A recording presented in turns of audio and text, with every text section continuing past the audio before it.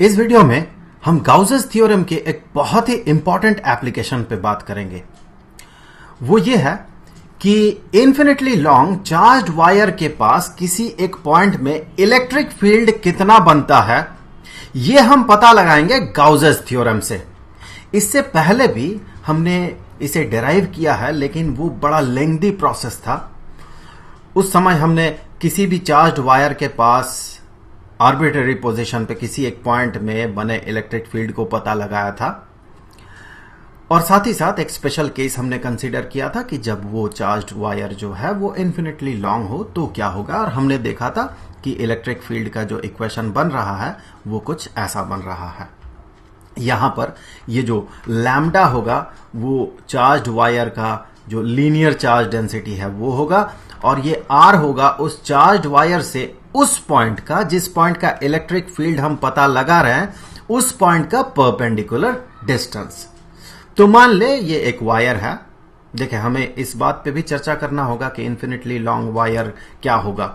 तो फिलहाल मान ले ये एक वायर है, दिख रहा है ये इन्फिनिटली लॉन्ग नहीं है, प्रैक्टिकली इन्फिनिटली लॉन्ग नहीं है। तो मान ले अगर ऐसा एक वायर हो और एक पॉइंट कुछ यहां पर हो, तो इस पॉइंट में जो इलेक्ट्रिक फील्ड बनेगा वो हम पता लगाएंगे। तो यहां पर ये जो डिस्टेंस होगा, ये डिस्टेंस है आर। सो यहां बने इलेक्ट्रिक फील्ड को हमें कंप्यूट करना है। तो यहां जो इलेक्ट्रिक फील्ड बनेगा वो यहां से परपेंडिकुलर या फिर कहें नॉर्मली आउटवर्ड्स होगा। नॉर्मली हम क्यों कह रहे हैं आगे समझ में आएगा। सो यहां सीधे अगर आप इस पी पॉइंट से परपेंडिकुलर ड्रॉप करते हैं इस वायर पे, और उसी को अगर आप प्रोसीड कर देते हैं पीछे की तरफ, तो जो डायरेक्शन आपको मिलेगा वही होगा इलेक्ट्रिक फील्ड का डायरेक्शन। सो इलेक्ट्रिक फील्ड कुछ ऐसा बनेगा यहां पर। अब यहां पर थोड़ा सा बात हो जाए कि इन्फिनिटली लॉन्ग चार्ज्ड वायर से हम क्या समझते हैं। इससे पहले हमने एक वीडियो पे इस पे काफी इंटेंस चर्चा किया है, तो मैं उस वीडियो का लिंक यहां पर सजेस्टेड वीडियोस में डाल रहा हूं। आप अगर एलोबोरेटली उसे जानना चाहते हैं तो आप उसे देख ले। फिलहाल तो मैं अभी इतना बता दूंगा आपको कि कोई भी वायर रहे, कोई भी वायर, मान ले इतना ही बड़ा वायर हो, यह भी इन्फिनिटली लॉन्ग वायर हो सकता है, क्योंकि इन्फिनिटी एक रिलेटिव टर्म होता है। यहां पर अगर आप एक पॉइंट कंसीडर करते हैं इस वायर के बहुत बहुत करीब, तो इस पॉइंट के लिए ये जो वायर है ये इन्फिनिटली लॉन्ग वायर की तरह बिहेव करने लगेगा। आप जितना दूर जाएंगे वायर से, वायर का इस पॉइंट के रेस्पेक्ट में इनफाइनाइट होने का जो उसका टेंडेंसी है वो घट जाएगा, वो कम बिहेव करेगा इन्फिनिटली लॉन्ग वायर की तरह। क्योंकि अगर मान ले एक वायर है जो कि काफी लंबा है, मान ले इन्फिनिटली लॉन्ग लंबा है, वो उसका ना तो ऊपरी सिरा आपको दिख रहा ना ही नीचे वाला सिरा आपको दिख रहा। आप अगर मान ले कि यहां पर रहते हैं, यहां से अगर आप इसे देखते हैं तो आप कैसे देखेंगे? इसके टॉप को अगर आप देखेंगे तो आप जो एंगल बनाएंगे वो एंगल 90 डिग्री का होगा, क्योंकि ये इन्फिनिटली लॉन्ग है। यहां जो आप एंगल बनाएंगे ये एंगल 90 डिग्री का होगा। उसी तरह से बॉटम को भी आप अगर देखेंगे तो ये जो एंगल बनेगा, आपका जो लाइन ऑफ साइट होगा, उसका जो एंगल बनेगा इस परपेंडिकुलर लाइन के साथ, वो 90 डिग्री का होगा। तो इस तरह से हम कहते हैं कि जब आपका जो लाइन ऑफ साइट है वो अगर परपेंडिकुलर लाइन के साथ 90 डिग्री का एंगल बनाएगा तो वो वायर कंसिडर्ड होगा इन्फिनिटली लॉन्ग। तो 90 डिग्री के जितना करीब होगा आपका वो बना हुआ एंगल, तो वो वायर उतना ज्यादा इन्फिनिटली लॉन्ग वायर की तरह ट्रीट करेगा। तो आप जितना करीब पहुंचते जाएंगे एक वायर के, आप बहुत बहुत करीब पहुंच गए, आप यहां पहुंच गए। तो अब देखिए, यहां आप अगर यहां से इस पॉइंट से अगर टॉप को देखेंगे तो जो एंगल बनेगा इस परपेंडिकुलर लाइन के साथ, ये एंगल 90 डिग्री के बहुत क्लोज होगा, और ये एंगल जितना क्लोज होगा 90 डिग्री के, हम कहेंगे ये वायर उतना ज्यादा इन्फिनिटली लॉन्ग वायर की तरह बिहेव कर रहा है। तो ये एक बड़ा इंपॉर्टेंट कॉन्सेप्ट होता है फिजिक्स में।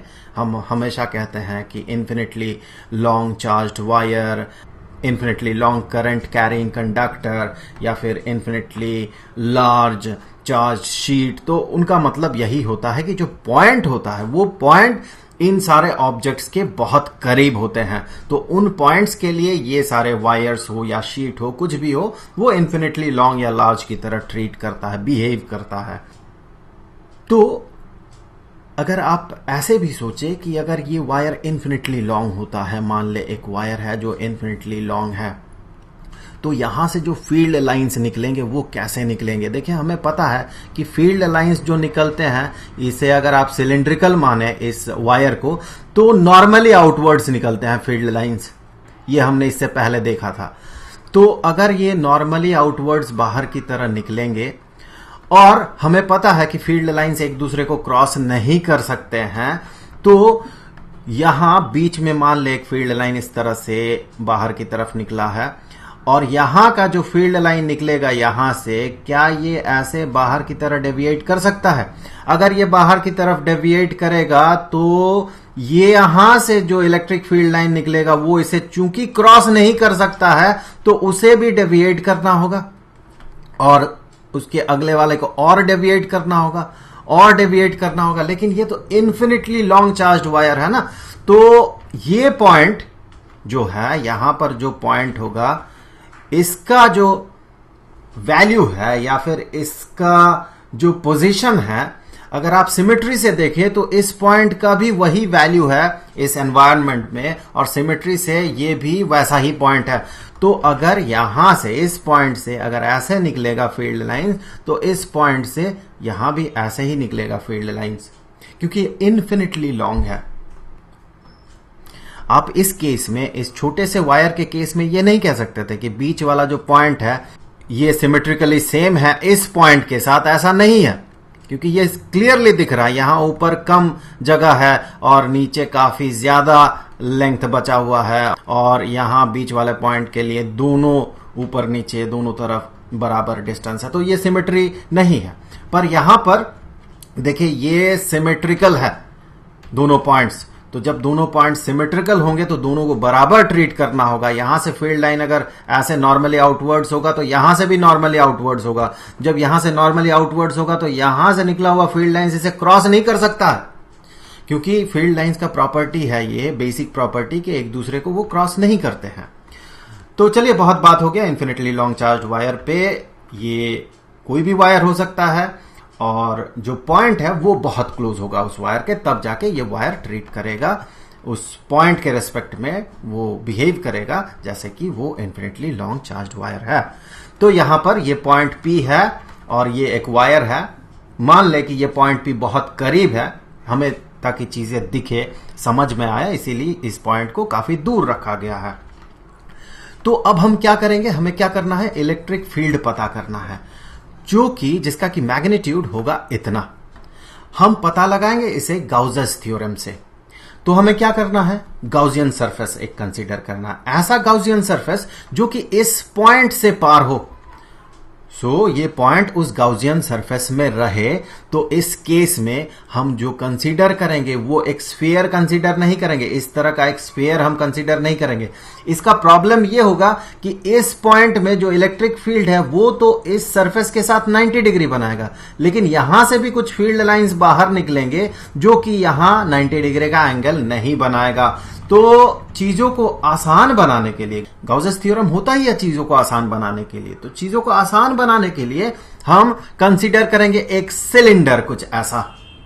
क्योंकि देखिए, इस सिलेंडर में कोई भी पॉइंट हो, पॉइंट मान ले कि पॉइंट यहां पर हो, तो यहां जो इलेक्ट्रिक फील्ड बनेगा, जो इलेक्ट्रिक फील्ड लाइन क्रॉस करेगा इस वायर से, वो ऐसे पास करेगा और यहां 90 डिग्री का एंगल बनाएगा। हर जगह पे सिलेंडर के ये जो कर्व्ड सरफेस है, हर जगह पे जो इलेक्ट्रिक फील्ड लाइंस निकलेंगे वो नॉर्मली आउटवर्ड्स होंगे। मान ले यहां एक पॉइंट है इस सिलेंडर के इस कर्व्ड सरफेस पे, तो यहां जो इलेक्ट्रिक फील्ड बन रहा होगा कुछ ऐसा बन रहा होगा। ये नॉर्मली आउटवर्ड्स है। यहां से आप यहां से आगे बढ़ जाएं, यहां से फील्ड लाइन जो निकला था वो यहां से निकला था और यहां से निकल के कुछ इलेक्ट्रिक फील्ड ऐसे बना रहा, और ये जो एंगल बनाएगा इस सरफेस के साथ, ये एंगल 90 डिग्री का होगा।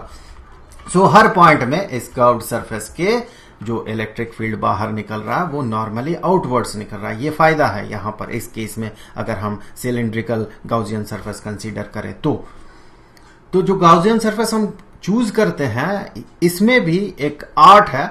यहां पर आप कुछ भी चूज नहीं कर सकते हैं कि आप स्फीयर चूज कर लिया या कोन चूज कर लिया, ऐसा नहीं है।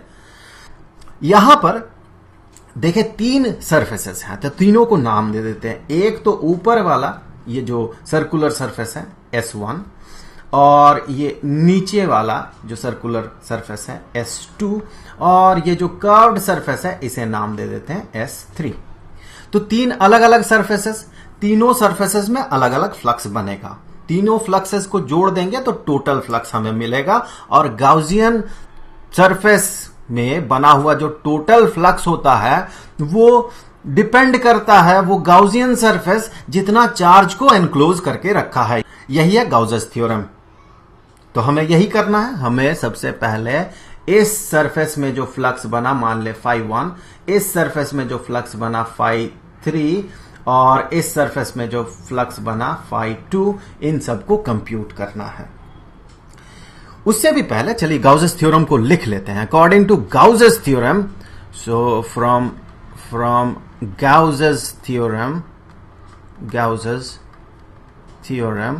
हम कह सकते हैं कि जो टोटल फ्लक्स होगा, टोटल फ्लक्स, चलिए टोटल फ्लक्स फाई, ये बराबर होगा जो चार्ज ये एनक्लोज करके रखा है। मान ले ये क्यू चार्ज एनक्लोज करके रखा है, ये पूरा क्लोज्ड जो सरफेस है, जो गाउसियन सरफेस है, ये अगर क्यू चार्ज एनक्लोज करके रखा है, डिवाइडेड बाय एप्सिलॉन नॉट। ये है Gauss theorem. Total electric flux is equal to charge enclose divided by epsilon naught. Epsilon naught हम यहां कंसीडर कर रहे हैं क्योंकि हम मान रहे हैं यहां जो मीडियम है ये फ्री स्पेस है। अगर कोई दूसरा मीडियम होता तो उसका एब्सोल्यूट परमिटिविटी हमें कंसीडर करना होता।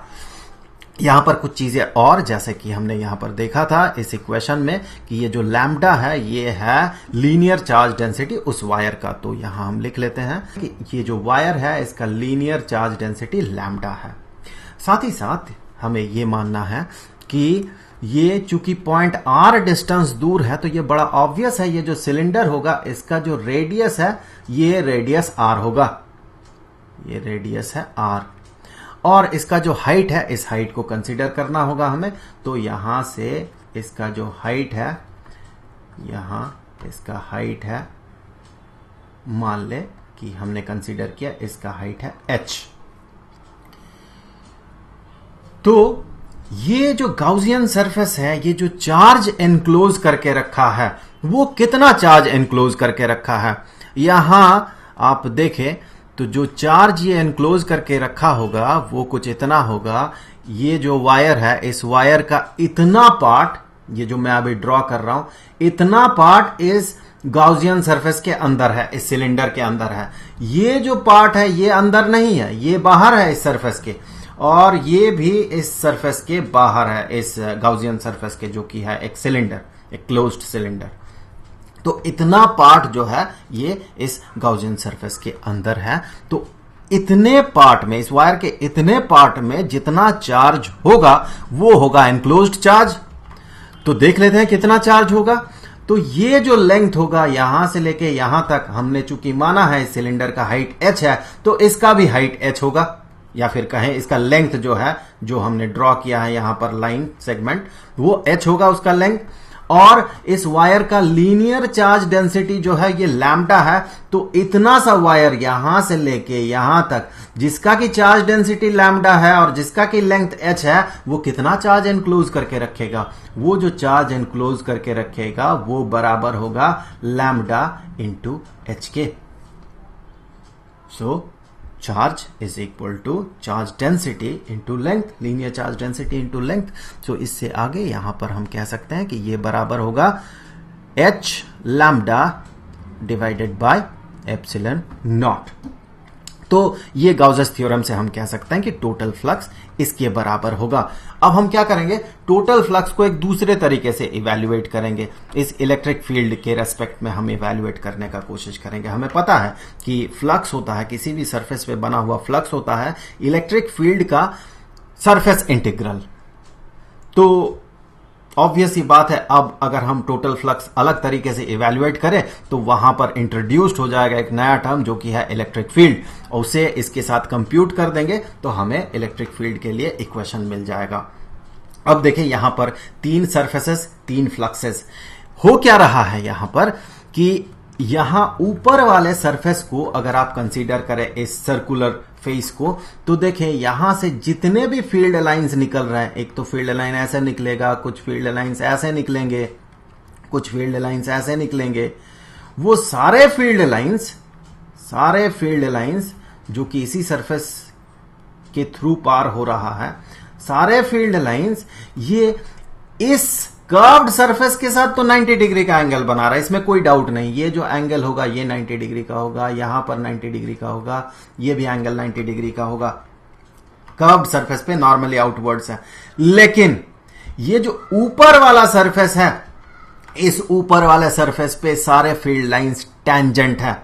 एक भी फील्ड लाइन इस सरफेस को, ऊपर वाले इस सर्कुलर फेस को या नीचे वाले सर्कुलर फेस को क्रॉस नहीं करेगा, क्योंकि क्रॉस करने के लिए यहां से बाहर निकल के इसे फ्रिंज आउट होना होगा कुछ इस तरह से, तब जाके ये क्रॉस कर सकता है। अब इसने इस सरफेस को कर दिया क्रॉस, लेकिन ये मुड़ नहीं सकता। थोड़ी देर पहले हमने इस पे बात किया है, ये नॉर्मली आउटवर्ड्स ही रहेगा, ऐसे ही बिल्कुल नॉर्मली आउटवर्ड्स बाहर निकलेगा। तो इन दोनों सरफेसेस को, नीचे वाले जो सर्कुलर फेस है बॉटम फेस और ये टॉप फेस, इन दोनों को ये फील्ड लाइंस क्रॉस नहीं कर सकते, इस पर टेंजेंट ही रहेगा। तो हमें पता है कि फ्लक्स होता है, अगर मोटे मोटे तौर पे बात करें तो फ्लक्स होता है, जितना ज्यादा फील्ड लाइंस एक सरफेस को क्रॉस करेगा उसका फ्लक्स उतना ज्यादा होगा, और अगर कोई भी फील्ड लाइन सरफेस को क्रॉस न करे तो उसका फ्लक्स 0 होगा। तो इस सिंपल इंट्यूशन से हम कह सकते हैं कि ये ऊपर वाला फेस और नीचे वाला जो फेस है, इन दोनों का जो फ्लक्स होगा अर्थात φ1 और φ2 ये दोनों 0 होगा। तो मैथमेटिकली भी इसे हम कंप्यूट कर सकते हैं। फिलहाल तो इसे लिख लेते हैं कि ये जो फ्लक्स होगा, फ्लक्स टोटल हम अलग तरीके से अभी कंप्यूट कर रहे हैं, जो कि फाई हमने माना, यहां पर देखें हमने फाई माना था, जो कि बराबर होगा φ1 प्लस φ2 प्लस φ3 के, और साथ ही साथ देखें φ1 और φ2 0 के बराबर है। तो इसे आप मैथमेटिकली कैसे कंप्यूट कर सकते हैं? तो देखें यहां पर अगर आप टोटल फ्लक्स की बात करें तो छोटा सा, सबसे पहले तो एक सरफेस एरिया कंसीडर कर ले। ये एक छोटा सा सरफेस एरिया ds, जिसका कि डायरेक्शन अगर आप देखें तो ऐसे नॉर्मली आउटवर्ड्स होगा, लेकिन इलेक्ट्रिक फील्ड लाइन जो यहां से पार हो रहा, कुछ ऐसे पार हो रहा है, यहां से इस पॉइंट से कुछ इलेक्ट्रिक फील्ड लाइंस ऐसे पार हो रहे हैं। सो सरफेस वेक्टर और इलेक्ट्रिक फील्ड लाइन के बीच 90 डिग्री का एंगल बन रहा है, और हमें पता है कि फ्लक्स होता है इलेक्ट्रिक फील्ड का सरफेस इंटीग्रल। फ्लक्स, एक छोटा सा फ्लक्स यहां जो बन रहा है, अगर हम इसे नाम दे डी फाई, तो इस केस में ये जो डी फाई होगा, डी फाई ये बराबर होगा, यहां जो इलेक्ट्रिक फील्ड बन रहा है इस सरफेस के इस रीजन में, वो इलेक्ट्रिक फील्ड और ds वेक्टर का डॉट प्रोडक्ट, ds है सरफेस वेक्टर। तो चूंकि इन दोनों के बीच का जो एंगल है ये 90 डिग्री का है, और डॉट प्रोडक्ट में हमें पता है दोनों के मैग्नीट्यूड को मल्टीप्लाई करना होता है और उसके साथ cosine of angle between them उसे मल्टीप्लाई करना होता है। तो एंगल उन दोनों के बीच का है π/2, सो कोसाइन ऑफ π/2 हम मल्टीप्लाई करेंगे, जबकि हमें पता है cosine of π/2 that is equal to 0, तो ये बन जाएगा 0। तो कहीं भी आप सरफेस कंसीडर करें, यहां टॉप सरफेस में या टॉप फेस में, तो छोटा सा जो सरफेस या छोटा सा रीजन जो हम कंसीडर करेंगे, वहां जो फ्लक्स बनेगा वो हर जगह पे 0 होगा, ऊपर वाले फेस में भी और नीचे वाले फेस में भी। तो मैथमेटिकली भी हम इसे कंप्यूट कर सकते हैं। तो ये जो है φ1 ये 0 के बराबर है, φ2 0 के बराबर है, और φ3 एग्जिस्ट कर रहा है। तो ये जो है फाई टोटल फ्लक्स ये φ3 के बराबर ही होगा। दैट मीन ये जो कर्व्ड सरफेस है इस पे बना हुआ जो फ्लक्स है वही यहां पर एग्जिस्ट करेगा, और वही रेस्पॉन्सिबल होगा टोटल फ्लक्स में। अब आप कैसे पता करेंगे टोटल फ्लक्स कितना होगा? यहां पर अर्थात फाई 3 यहां पर कर्व्ड सरफेस में बना हुआ फ्लक्स कितना होगा। तो देखें यहां पर हम छोटा सा एक एरिया कंसीडर करेंगे। यहां एरिया हमने कंसीडर कर लिया ds वेक्टर। इस केस में इस ds वेक्टर का डायरेक्शन जो होगा नॉर्मली आउटवर्ड्स होगा। यहां देखिए इलेक्ट्रिक फील्ड और ds वेक्टर के बीच का एंगल 0 डिग्री है, इसीलिए मैक्सिमम फ्लक्स क्रिएट होगा इस केस में। जो पिछले केस में जो था वो 0 क्रिएट हो रहा था, यहां पर 0 नहीं होगा, नॉन जीरो वैल्यू होगा।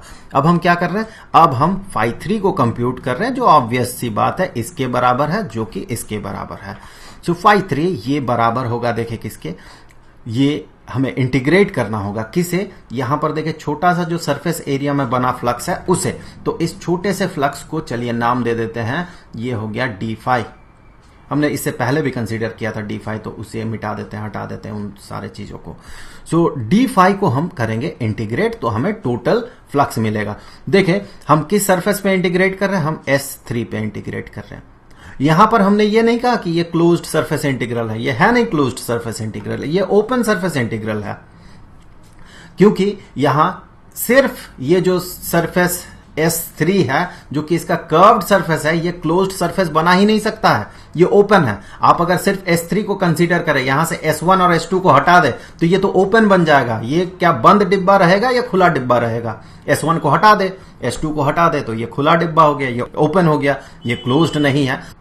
तो इसीलिए हम यहां पर नहीं कहते हैं क्लोज्ड सरफेस इंटीग्रल। जो भी हो, आगे बढ़ते हैं। ये बराबर होगा किसके, देखें ये बराबर होगा डी फाई, जो कि बराबर होगा यहां पर ds और E का डॉट प्रोडक्ट। हमें पता है फ्लक्स, ये इलेक्ट्रिक फील्ड और उसके सरफेस, जिस सरफेस पे बना हुआ है इलेक्ट्रिक फील्ड, उसका डॉट प्रोडक्ट होता है। सो ये बन गया डी फाई किस सरफेस पे, S3 पे। अब यहां पर जब इन दोनों का डॉट प्रोडक्ट होगा तो देखिए हर जगह पे कहीं भी आप डी फाई कंसीडर करें, यहां पर कंसीडर करेंगे आप तो इलेक्ट्रिक फील्ड इस डायरेक्शन में होगा, सरफेस वेक्टर इस डायरेक्शन में होगा।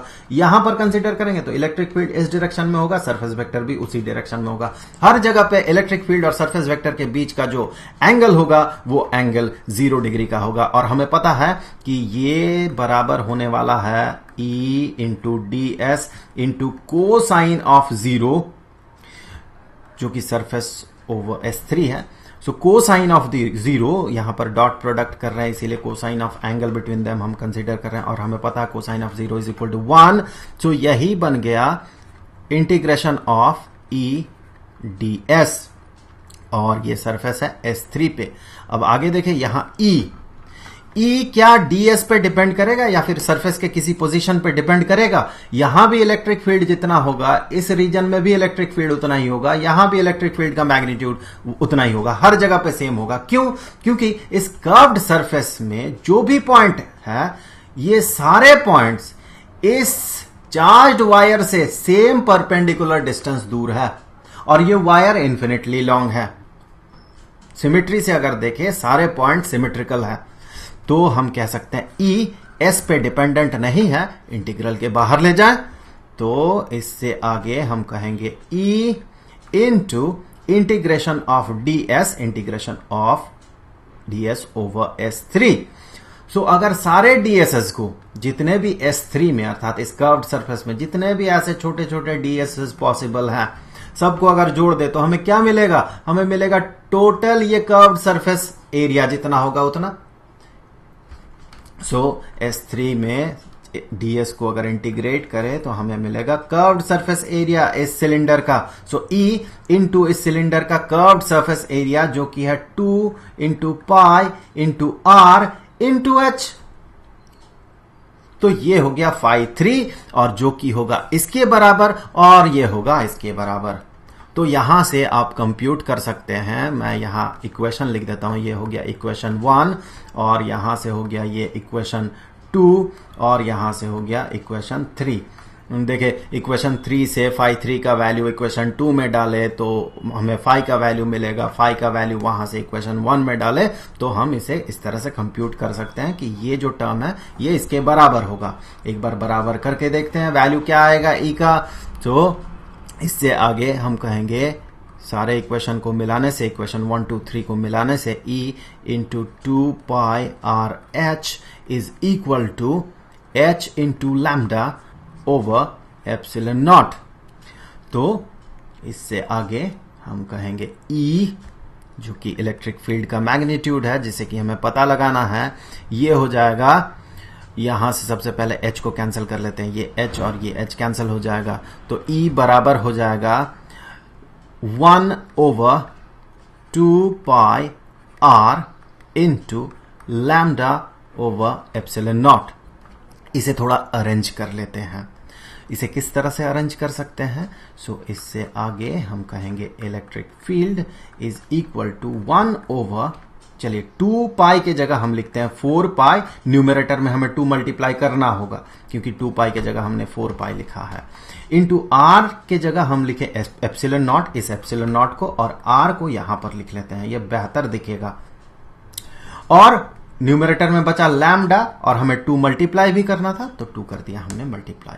ये दोनों सेम एक्सप्रेशन है, लेकिन ये जो दूसरा वाला एक्सप्रेशन है ये बेहतर दिख रहा है क्योंकि यहां पर 4 पाई एप्सिलॉन नॉट है, 1/4 पाई एप्सिलॉन नॉट।